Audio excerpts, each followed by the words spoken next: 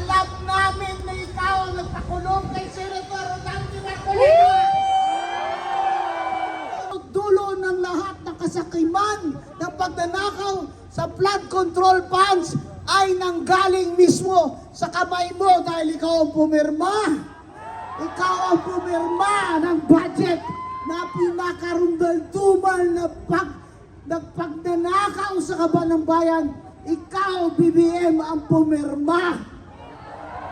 At hindi kami bangag para hindi namin malaman na alam na ng lahat na ang sinasabi ni Saldico ay totoo, na siya ay nag-insertion kayo ng 100 billion dyan sa flood control at ang 25 billion na sinasabi ni Saldico ay hinatid niya mismo sa bahay mo, BBM. Ngayon, sino ang mananagot sa flood control? Nauna pa ninyong pinakulong si Senator Marcoleta kaysa kay Martin Romualdez. Nasaan naman ang hustisya dyan? Nasaan naman ang katarungan dyan? BBM, hindi kami bangag.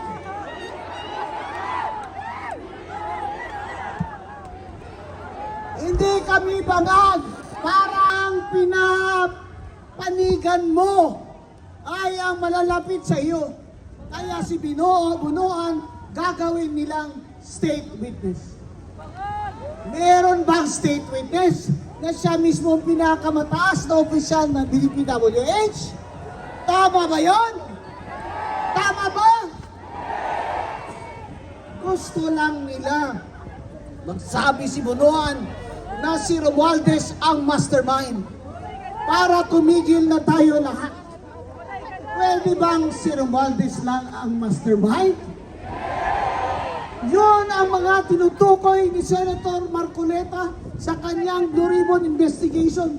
Kung kaya pinatigil, kaya nila inagaw ang Senate presidency para tumigil si Senator Marcoleta ng kakaimbestiga kung sino ba talaga ang mga hinatira ng pera ng mga bodyguard ni Saldico. Sinabi nila, nagatid din sila. Sinabi nila, nasa news yan, nagatid din sila ng pera. Si Saldico mismo ang nagsabi sa kanyang video, nagatid siya ng pera, 25 billion kay BBM. Ang sagot lang ni BBM sa atin, nung sinabihan siya na nagrarally tayo, sabi niya, they can rally.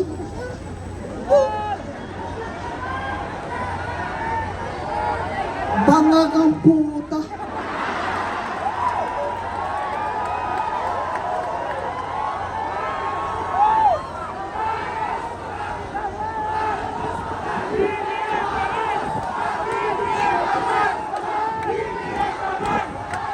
Sa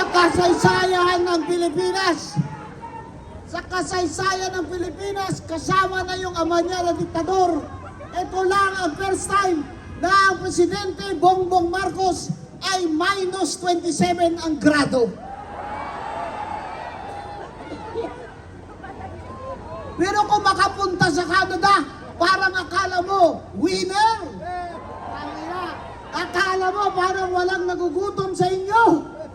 Para bang totoo na guni-guni lang natin lahat na 2.5 million na Pilipino ang walang trabaho? Maliban dyan, 15 million ang underemployed o part-time lang ang trabaho. BBM, hindi kami bagag. Gutom na kami. Gutom na kami.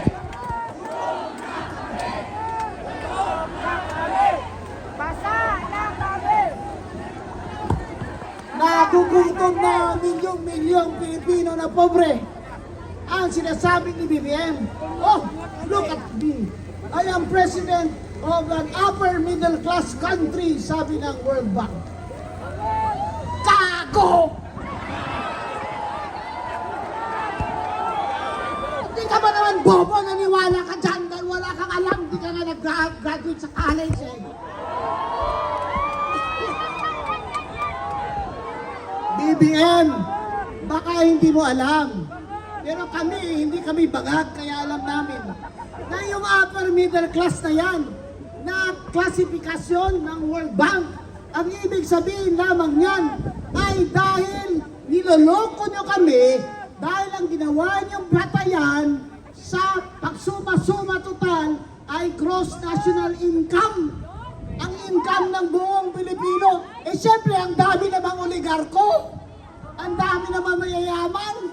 Kaya hindi nabibilang yung nagugutom. O kaya sa gross national income, upper middle class na daw kayo. Ikaw kaya, bakit ka nakapaa? Upper middle class ka ba, bata? Nakapaa ka pa rin hanggang ngayon. Hindi ka pa rin nakapag-aral. Mataas pa rin ang presyo ng pagkain.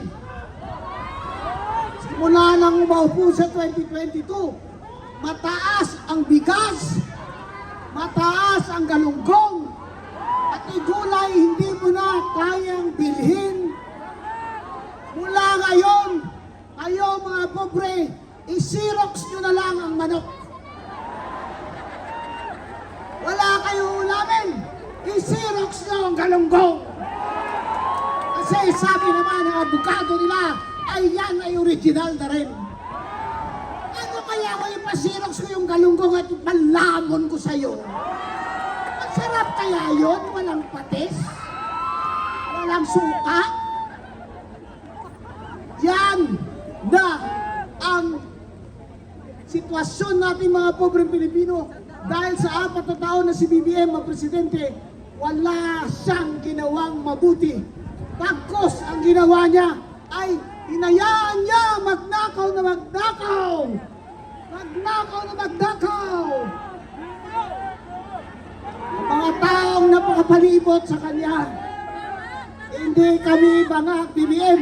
Ang ibig sabihin ng upper middle class status ng World Bank ay itataas nila ang interes sa utang. Sasabihin ng World Bank, upper middle class ka na pala ngayon eh. Mataas naman pala ang gross national income mo. E di tatasan natin yung interes ng utang ng mga Pilipino. Hayop ka! Hindi mo na inisip ang mga taong nagugutom. Ikaw, flex ka pa, upper middle class. Animal, walay batasan. Way huya. Way huya, hindi kagwang. Anak ng kagwang. Saan ka makita ng presidente na proud pa siya? Nagsabi na, yumayaman na pala ang mga Pilipino dahil ako ang presidente ninyo. Ito ang kasinungalingan na pinapakain niya sa atin. Dahil dito sa sinasabi niya na upper middle class income na tayo ay hindi na magpapautang yung iba. Ay salamat, hindi na siya pautangin. Kasi sasabihin ng Korea, number 1, di kita pautangin kasi kinukurakot mo lang. Number 2, hindi na kita pautangin kasi hindi mo na kailangan. Kasi upper middle class income na mga Pilipino. Hindi ka pa naman gago. Utang ka ng utang na loob. Kami nagbabayad. Pati ang batang walang salawal at walang sapatos, tsinelas dyan, 165,000 na ang utang niya ngayon na babayaran niya.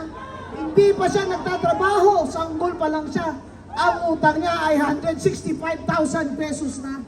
At ano ang mangyayari sa mga bata na pinapaaral natin? Na nangungutang mga magulang, halos hindi na kumakain sa trabaho.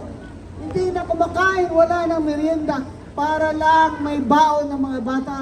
After 2 years, bago umalis si Bongbong Marcos, wala nang trabaho. Yan na ang pinakamasaklap na ating haharapin sa 2028 kung bakit ang eleksyon na yan ay napaka-importante sa future ng ating mga anak at mga apo. Wala na trabaho. Ang foreign direct investment, bagsak. Edukasyon, bagsak. Turismo, bagsak. Ang umaakyat lang ay ang travel allowance ni BBM. Ngayon, sasabihin niya sa atin, I want to leave a legacy. Ha? Anong legacy niiwan mo sa amin, BBM? Yung utang mo na halos 19 trillion pesos na. Dapat isinulat ko yung numero dito ay abot na dun sa punong kahoy yung zero ng trillion peso na utang mo. Baliwala sa'yo na ang mga tao ay hirap na, gutom na, wala ka pa rin magagawang trabaho dahil wala nang tiwala sa'yo ang mga negosyante. Wala na kaming tiwala sa'yo. Kung kaya ang trust rating mo, BBM, ay minus 27. Mula sa minus 14, ngayon ay minus 27. Ang ibang presidente, habang tumatagal sa pwesto, pataas ng pataas ang approval rating. Si BBM, pabangag ng pabangag. Yan ang problema, mga kababayan. Kung sa simula pa lamang ay pinlanuhan na nila tayo, nananakawan nila tayo. Lahat ng ito, mga pangyayaring ito, ay dahil gusto lang pagtakpan kung sino man na magnanakaw. Yung mga congressman dyan sa House of Representatives, tumayo kayo rito sa Luneta. Magpaaraw kayo between 12 to 1 o'clock. Sumigaw kayo dyan na hindi kayo magnanakaw. Hindi kayo ever nagnakaw. Siguro 5 lang sa inyo ang makakatayo dyan. Huwag kayong magsinungaling sa amin. Kasi alam namin ang mga ginagawa nyo dyan. Simula noon pa, noon nakaupo si BBM, ay talagang tinanuhan nyo na ni Martin Romualdez itong pagnanakaw sa kaban ng bayan. Kaya tingnan nyo naman, anong sabi na naman ngayon nila, ng mga congressman? Hindi lamang si Senator Marcoleta, kundi lahat ng mga nagsusuporta kay Senator Marcoleta at kay BP Sara, dapat ay arestuhin din natin. Anak kayo ng mga adik. Ibig mo sabihin, hindi na kami pwede magsalita dito? Hindi na kami pwede magsabi na bangag itong administrasyon na ito? Lahat kami na hindi sumasangayon sa pagnanakaw nyo, ipapa-aresto nyo? Ano kayo? Anong tingin nyo kay BBM? Hari? Dahil sa ibang bansa nung araw, kagaya ng Thailand, ay may batas. Dapat ang hari ay tiningnan mo lang sa mata. O kaya ay pinagsalitaan mo, ikaw ay pupugutan o papatayin. Walang hari sa Pilipinas. Dahil itong demokrasya natin ay nanalo ng ating mga ninuno sa dugo, pawis, at sakripisyo nila para ano? Para ang mga BBM gang ay malaya sa pagnanakaw na hindi na natin sila pwedeng murahin. Bakit nagrereklamo si Auntie Claire na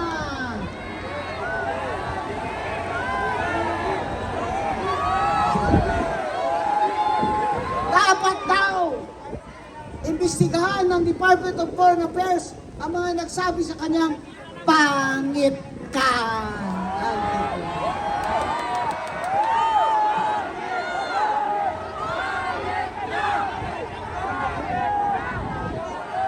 Hanggang doon pa sa ibang bansa ng Canada, hanggang doon pa sisikilin niyo ang freedom of speech sa mga Pilipino. Eh, totoo naman talagang pangit ka. Hingal ka, hingal ka. Bakit sa hininga? Ikaw ang declare. Ba't ang baho ng hininga mo?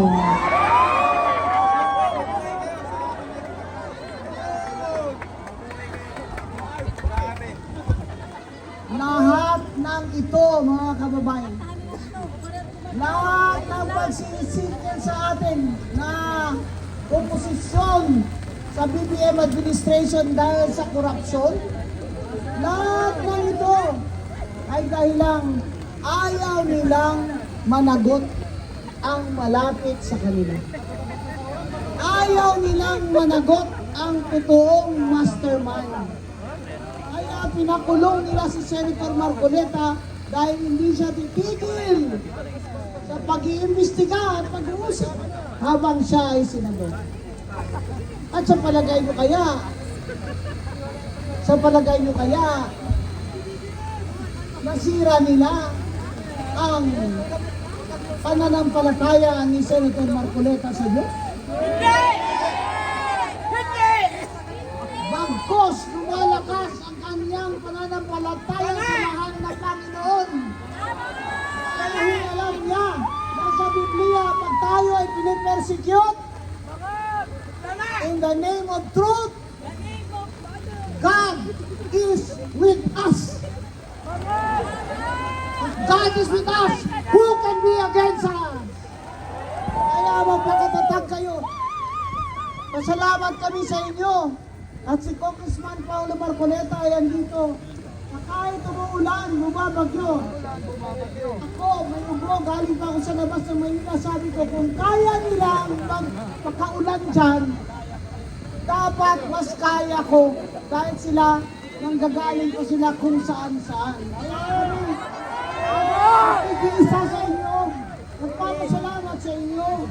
Ang hiling lamang po namin, ipanalangin niyo si Senator Rodante Marcoleta na maging matatag ang kanyang faith at pananampalataya sa mahal na Panginoon. Ipanalangin natin na ang mga kampo ni Satanas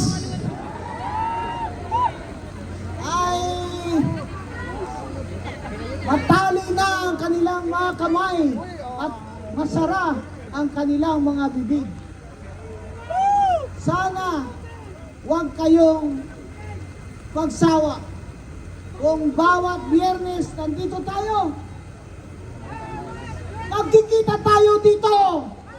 Hindi tayo aatras. Hindi tayo aatras. Hindi tayo aatras.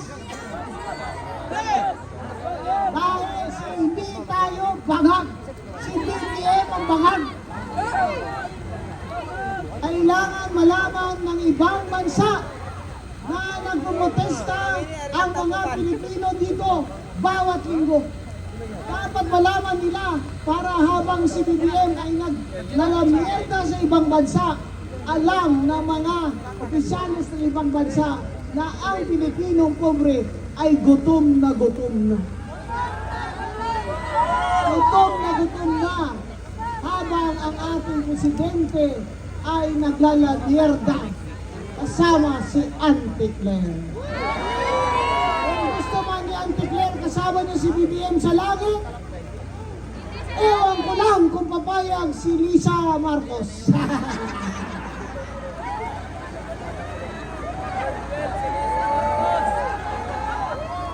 Kaya mga kababayan, manalig po tayo na may Diyos ang kalibutan. In the Bible it says, vengeance is mine, said the Lord. Vengeance is mine, said the Lord. Lahat ng pag-uusig nila kay Senator Marcoleta ay may katapusan din. Pero ang mahalaga sa lahat, siya ay pinili pa rin na mag-sacrifice para sa atin, para mapukaw ang damdamin natin, mapukaw pag-iisip na natin na itong administrasyon ni BBM ay wala nang dalang kabutihan, puro kasamaan. Worse pa ngayon dahil ang plano nila, ipakulong nila lahat ng mga nagsusuporta kay Senator Marcoleta at kay VP Sara. Kaya mga kababayan, maraming salamat. Kahit masama ang panahon ay nandito kayo. Iniwan niyo yung mga bahay niyo, mga anak niyo maliliit, para lang po magkita-kita tayo dito. Huwag po kayo magsasawa, manalig po tayo. Magsama-sama po tayo dito, linggong-linggo. Maraming salamat po. Attorney Rowena Guanzon po, ang inyong